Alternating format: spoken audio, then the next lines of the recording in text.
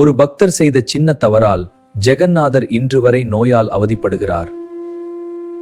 பல 100 வருடங்களுக்கு முன்பு மாதவதாஸ் என்ற பக்தர் இருந்தார். அவருடைய வாழ்க்கை முழுவதும் ஜெகந்நாதருக்கே அர்ப்பணித்தார். ஒரு நாளும் தவறாமல் பூஜை செய்து பிரசாதம் சமர்ப்பித்தார். அவரின் அன்பை பார்த்து ஜெகந்நாதர் மகிழ்ந்தார். அவருக்கு நேரில் காட்சி கொடுத்தார்.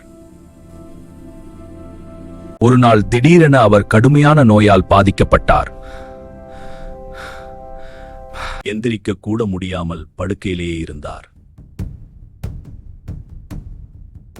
அப்போது ஜெகந்நாதர் நேரடியாக அவருடைய வீட்டுக்கு வந்தார்.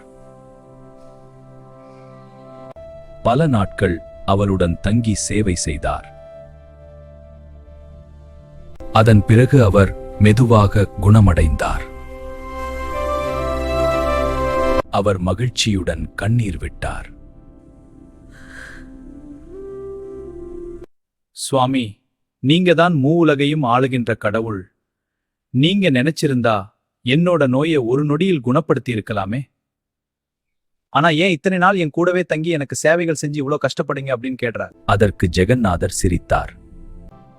இது உன் கர்ம வினைகள், அனுபவிக்க வேண்டியது. என்னோட பக்தர்கள் இப்படி துன்பப்படுவதை என்னால் பார்க்க முடியாது. மேலும் உனக்கு இன்னும் 15 நாட்கள் கர்ம வினை மீதம் உள்ளது. அந்த 15 நாட்கள் நீ அனுபவிக்கக்கூடிய நோயை, பூயையும் துன்பங்களையும் நான் ஏற்றுக்கொள்கிறேன் என கூறி அந்த நோயை ஏற்றுக்கொண்டார். அன்று முதல் இன்று வரை வருடத்திற்கு 15 நாட்கள் பூரி ஜெகந்நாதருக்கு நோய் ஏற்பட்டு கோவிலின் கதவுகள் மூடப்படும்.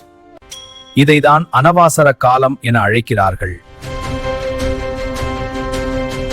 உங்களுக்கு பூரி ஜெகநாதரை பிடிக்கும் என்றால் லைக் செய்து, சப்ஸ்கிரைப் செய்து, கமெண்ட் செய்யுங்கள்.